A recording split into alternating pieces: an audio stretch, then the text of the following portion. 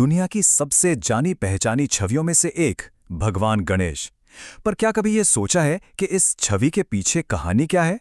अक्सर सबसे गहरी, सबसे दिलचस्प कहानियां ना हमारे ठीक सामने ही छिपी होती हैं। तो चलिए आज इसी रहस्य से पर्दा उठाते हैं।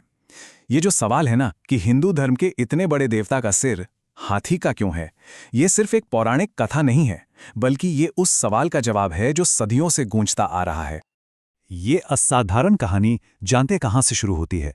किसी बड़े युद्ध या टकराव से नहीं, बल्कि एक बहुत ही मानवीय, बहुत ही सरल भावना से।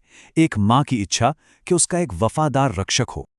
तो शिव पुराण में जिक्र आता है कि देवी पार्वती एक ऐसा रक्षक चाहती थीं जो सिर्फ और सिर्फ उनके प्रति वफादार हो। सोचिए, भगवान शिव तो अक्सर गहरे ध्यान में रहते थे, तो ये जो एकांत और सुरक्षा की एक गहरी इच्छा थी ना, बस वही इस पूरे दिव्य नाटक की नींव बनी। और इसी इच्छा से एक असाधारण रचना हुई। देखिए, पार्वती जी ने किसी देवता का आह्वान नहीं किया, उन्होंने किसी से मदद नहीं मांगी, बल्कि अपने ही अंश से, अपने शरीर पर लगे हल्दी के लेप से जीवन गढ़ दिया। और यही बात गणेश और उनकी मां के बीच उस अटूट, उस अनोखे बंधन को दिखाती है। एक ऐसा बंधन जो आगे चलकर कहानी में बहुत बहुत अहम भूमिका निभाएगा।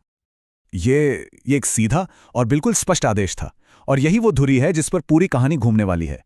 ये कोई मामूली अनुरोध नहीं था, नहीं, ये एक बेटे को उसकी मां द्वारा सौंपा गया एक पवित्र कर्तव्य था। और बस यहीं पर संघर्ष की नींव रखी जाती है। सोचकर देखिए, एक तरफ है एक बेटे का अटूट कर्तव्य, और दूसरी तरफ है एक पति का अपने घर में आने का अधिकार। दो शक्तिशाली, दोनों ही अपनी जगह सही, और दोनों अब टकराव के रास्ते पर हैं।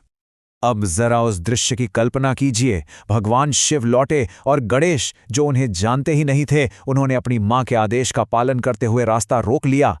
उनके लिए तो शिव एक अजनबी थे, जो उनकी मां के आदेश को तोड़ने की कोशिश कर रहे थे। उनकी वफादारी इतनी अटूट थी कि सामने भले ही ब्रह्मांड के स्वामी खड़े हों, उन्हें कोई फर्क नहीं पड़ा। और देखिए, इस कहानी में कोई विलन नहीं है। गणेश अपना कर्तव्य निभा रहे हैं, अपनी मां के आदेश के प्रति पूरी निष्ठा दिखा रहे हैं, और शिव, वो अपने ही घर में प्रवेश करने का अपना अधिकार मांग रहे हैं। ये एक ऐसी जटिल दुविधा है जिसका कोई आसान समाधान हो ही नहीं सकता।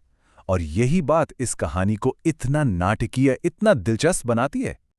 जब दो ऐसी अटूट शक्तियां टकराती हैं ना, तो फिर बातचीत की कोई गुंजाइश नहीं बचती।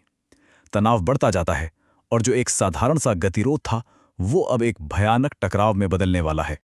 और फिर एक युद्ध छिड़ गया। और ये जानना बहुत जरूरी है कि गणेश सिर्फ एक आज्ञाकारी द्वारपाल नहीं थे, वो एक जबरदस्त योद्धा थे। अपनी मां की शक्ति से जन्मे थे वो।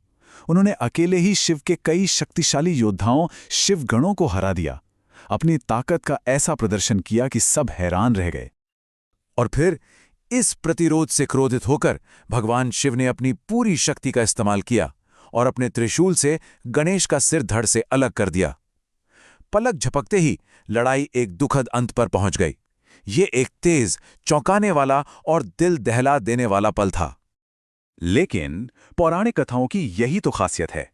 यहां अंत अक्सर एक नई शुरुआत का प्रतीक होता है। और इस भयानक त्रासदी से ही कहानी का वो सबसे जाना पहचाना, सबसे प्रतिष्ठित हिस्सा उभर कर सामने आता है। अपने बेटे को इस तरह निर्जीव देखकर मां पार्वती का दुख फूट पड़ा। और यहां हम एक मां के दुख की लौकिक शक्ति देखते हैं। उनका दुख सिर्फ व्यक्तिगत नहीं था, नहीं, ये एक ऐसी शक्ति थी जो पूरी सृष्टि के ताने बाने को ही खत्म कर सकती थी। बात अब बहुत बहुत बड़ी हो चुकी थी। अपनी इतनी बड़ी गलती का एहसास होने पर और सामने ब्रह्मांड के विनाश का खतरा देखकर शिव ने एक हताश, एक तुरंत आदेश दिया। ये किसी भी कीमत पर अपनी की हुई गलती को सुधारने का एक प्रयास था। शिव के गण एक हाथी का सिर लेकर लौटे। शिव ने इस सिर को गणेश के शरीर पर रखा और उन्हें फिर से जीवन दे दिया। और यहीं, इसी एक पल में हमारे उस शुरुआती सवाल का जवाब मिलता है। गणेश का हाथी का सिर उनकी मृत्यु और उनके पुनर्जन्म का प्रतीक है। ये इस बात की याद दिलाता है कि कैसे एक भयानक गलती को एक दिव्य हस्तक्षेप से बदल दिया गया। लेकिन रुकिए, कहानी गणेश के दोबारा जिंदा होने पर ही खत्म नहीं हो जाती। असल में शायद सबसे महत्वपूर्ण हिस्सा तो अब आना बाकी है। एक वफादार बेटे का एक प्रमुख देवता के रूप में ऊपर उठना। तो गणेश की बहादुरी का सम्मान करने के लिए और मां पार्वती को सांत्वना देने के लिए भगवान शिव ने उन्हें कई दिव्य वरदान दिए। ये सिर्फ शांति बनाने की एक कोशिश नहीं थी, ये गणेश की उस अटूट वफादारी और साहस को स्वीकार करने और उसे एक इनाम देने का तरीका था, भले ही उसका अंजाम दुखद रहा हो। और इन्हीं वरदानों ने हिंदू धर्म में गणेश जी की भूमिका को हमेशा के लिए तय कर दिया।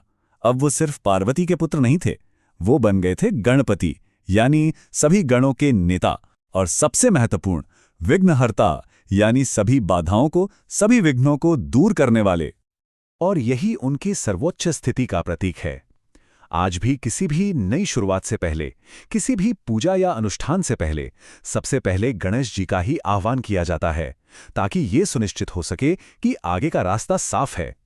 उनकी वो दुखद परीक्षा उन्हें सभी शुरुआतों का द्वारपाल बना गई।